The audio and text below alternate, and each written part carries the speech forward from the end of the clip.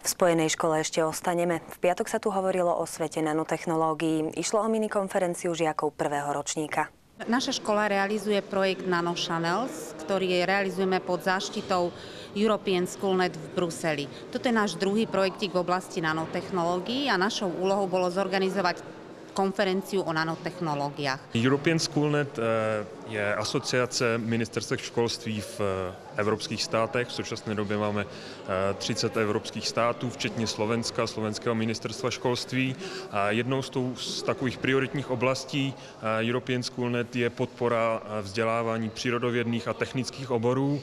My máme projekty podporující matematiku, podporující vyučování fyziky, chemie a nanotechnologie je jednou z takových našich prioritních oblastí. Cieľom projektu NanoChannels je od januára minulého roka až do júna tohto roka informovať laickú verejnosť o využívaní nanotechnológií. A to nielen študentov formou takýchto otvorených diskusí na školách.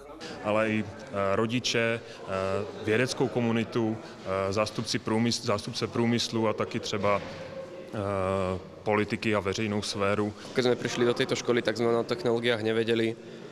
Vlastne triedna za nami prišla pani Christozová, že vlastne či vieme, čo sú nanotechnológie, ukázala nám videá, prezentácie. Sa nás pýtala, že či by sme vlastne nechceli sa zapojiť do programu NanoChannels, do programu NanoChannels. Sme povedali, že áno, že keď je to o nanotechnológii, že sme na strojárskej škole, že by nás to zaujímalo. Na tomto projekte pracujem s prvákmi a ich úlohou je pripraviť rolovú hru GPS Nanobundy. V tejto rolovej hre majú študenti rozhodnúť, či sa tieto zariadenia zabudujú do bund a budú sa používať v reálnom živote alebo nie. Diskutujú na túto tému z niekoľkých pozícií. Z pozície výrobcu, z pozície rodiča, z pozície vlády, z pozície dieťaťa a vlastne zaujímajú súhlasné alebo nesúhlasné stanoviska. Moja rola je rola aktivistu, vlastne aktivista je samozrejme proti tomu. Nemali by sa tie bundy dostať na trh kvôli tomu, že vraj je to obmedzovanie osobnej slobody. Vlastne mohlo by sa to zneužiť, ak by sa to náhodou dostalo do nesprávnych rúk alebo tak niečo. Mladí ľudia sú generáciou, ktorá je v dnešnej dobe zasiahnutá novými technológiami.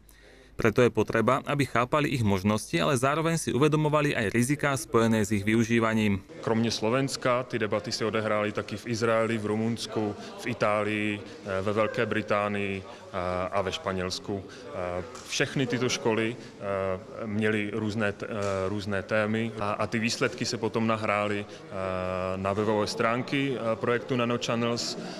Tím konečným výsledkem toho projektu by mělo být doporučení pro Evropskou komisi a pro národní vlády, jak co nejlépe komunikovat s veřejností ohledně